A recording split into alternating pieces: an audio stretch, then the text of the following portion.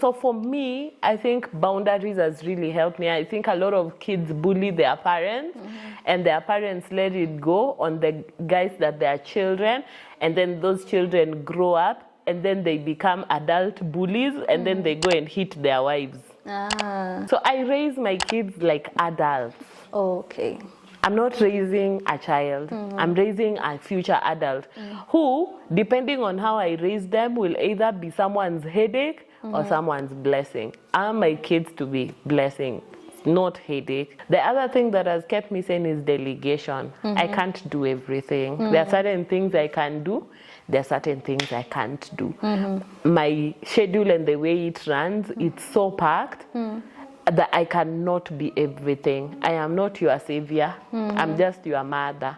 Hi everyone, my name is Nudi Rao. Welcome back to this channel. And if you're new, welcome. Today we want to discuss something on motherhood.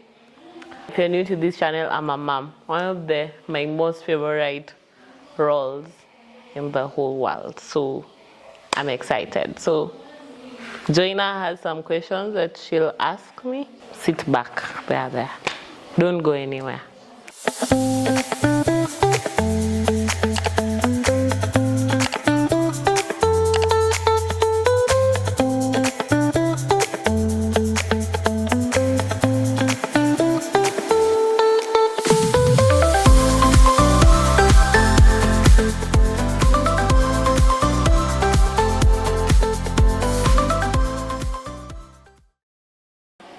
Hi, Nudi. Hi.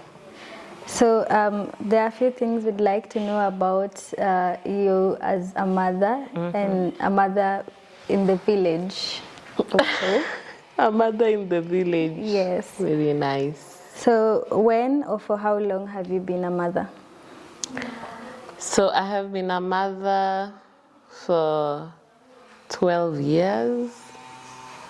Hey, that sounds like a long time. I feel old. You're not old. Yeah, 12 years. How many kids are you parenting? 8 children. Would you mind telling us their names and more about your 8 children? At times I forget their names. There are too many. But there is Maureen and Ruth, who I met a little over 9 years ago. Okay.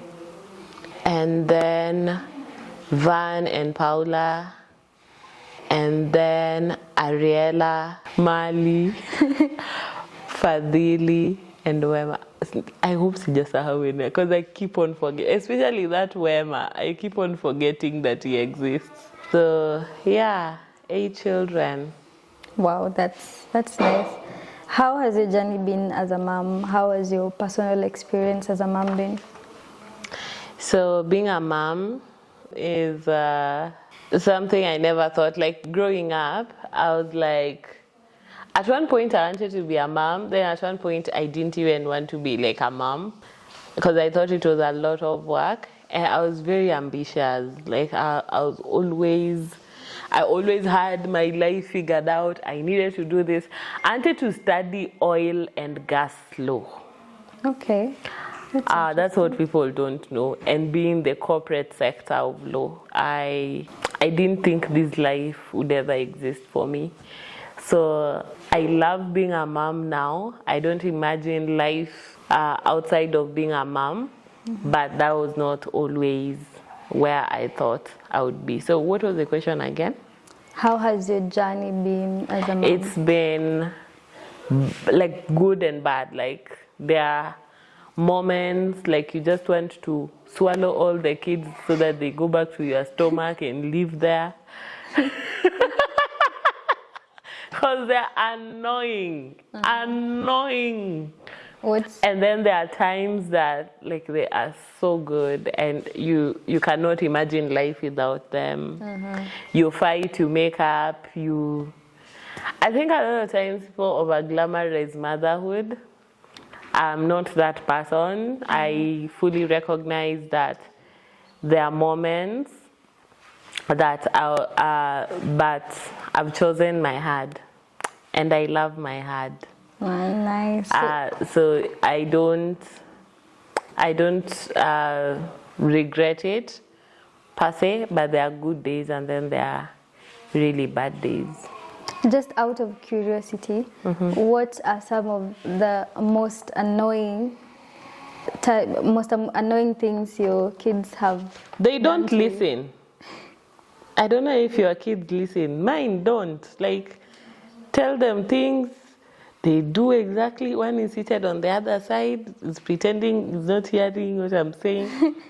You tell them one thing, they do the opposite. Like, they always... And then, like, kids think we are stupid, basically. So, like, they feel like they know everything and you know nothing. And so they treat you as if, like, you need to chill. You know nothing. And then you're over there thinking you know nothing. And so they don't listen. So everybody's like, you know nothing. I think they want to live with their own experience. They don't want to bank on your experience. Oh, okay. I would rather they just trust me when I tell them, like, that road is not it. Like, you're going to hurt yourself. But they want to experience life for themselves. So that's one. That's one. The other thing that's so annoying about the whole experience of being a mom is just how, like, you would like them to do things a certain way, and then they are all different. Like, all the kids are so different, and so it's hard to parent because you parent different kids differently. Yeah. You cannot parent every child the same way. So there are some that have, like, very many needs, and then there are some that don't have a lot of needs, like, and they are in different areas as well. So I wish there was a manual, in short. Okay. There is no manual. Every child comes and they're different. So all my children are very different. And so that means that I have to build a relationship with 8 people at a personal level. So you have 8 different friends in the They're same... not my friends. All of them. They're not your friends. Not my friends. And do you I'm not auditioning to be their friend. I don't care if they like me or they hate me. I'm just being their mom. Okay. So I need to keep them on the straight and narrow. And no, I don't need... Maybe we'll be friends uko mbele. But right now, I don't need them to be my friends. I just want to be their parent. That's interesting. Because most parents usually want to be their kids' best friends. No. No. Why would my kids be my best friend? Like, what are we discussing? Like, on a friendship level? I'm there giving instructions, and those instructions have to be followed. My best friend will start arguing. You cannot come here at night, and then they tell me, but I cannot. No, there's no question. You cannot come in at night. It's full stop. You have a curfew. It's full stop. You can't use a phone. It's full stop. Like, go and sleep. So I'm a parent. I'm not a friend. Oh. I'll be a friend ukombele once they have everything figured out. For now, I'm just interested to raise decent human beings. That's my only mission, not friend. I don't want friendship. Okay. You mentioned earlier that you always wanted to be a corporate lawyer. Is there any part of you before motherhood that you feel you lost touch with, or you feel like you would have achieved it better if I'm less ambitious? Ah. Yeah. If I didn't have kids, oh my gosh, tell us I would more. be running this world. Okay. I am less ambitious. I was so ambitious. Oh, so they reduced your level of... They calmed me down. Okay. I'm not like all the time. I slow down, and I did slow down when I became a mother. But also on the flip side, it also helped me to work hard, just not in an ambitious way. Because I used to work, I used to have 20-hour days. I used to sleep for 4 hours. And I was always on my laptop. I think the people who knew me before, like if they see me now, like I can actually sit down and rest. I never used to rest. But when I became a mom, I realized that it's important for me to keep on refreshing, so I'm able to focus on this role of raising human beings. But also still, yeah, I don't know whether that's a satisfactory answer, but for me, I feel motherhood slowed me down a little. But not in a way that I became lazy, in a way that I started prioritizing. I started choosing my heart and not everything. I didn't choose everything. There are certain things I had to let go. Like my ambition of being in oil and gas. You had to let go of your dream. Because I was supposed to go and study. I got a scholarship to go study oil and gas in the UK. Oh. And I couldn't go. Because of the kids? Because of Ariella was very little. And yeah, I let go of that. I let go of so many things. Like that year, I was supposed to go to Rwanda for some research job. I was supposed to go to the UK, but then I turned all of them down and raised that little sweet girl. Do you ever sit down and think or regret the fact that you dropped so many things just to be a mom? No regrets. Nice. I'm right where I'm supposed to be. Motherhood redirected me to my purpose. Because I always knew I was very passionate about women and girls. And I knew like I wanted to do something, but now oil and gas, it wasn't even related. I think motherhood brought me back to me. So I love what I'm doing now. I would never have it otherwise. So, maybe I would have had more money, but not as happy as I am. So it is safe to say that motherhood actually brought you happiness?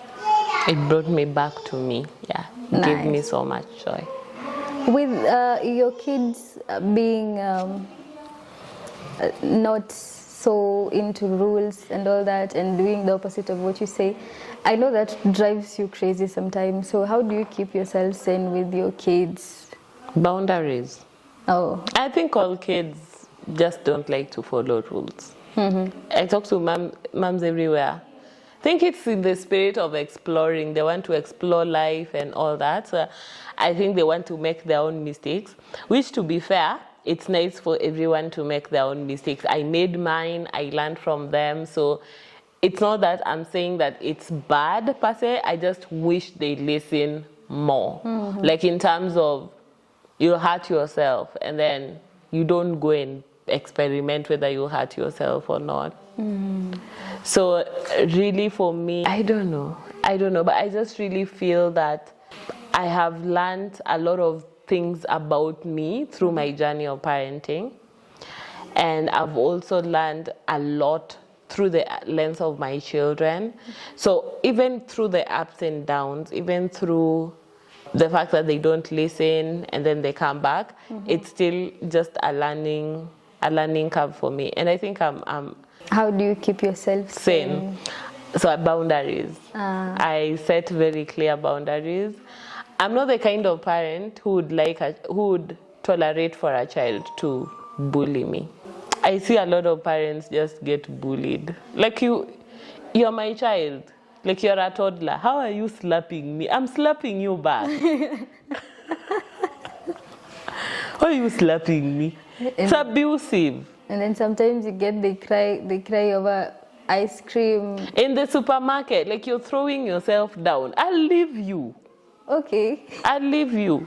Because you're not going to bully me. I am also a human being. You're a human being. We must learn to coexist in a way that you respect me and I respect you. So I'm very clear. There are certain things I'm not taking, and then I'm not giving an excuse that you are a child. No, you are a bully.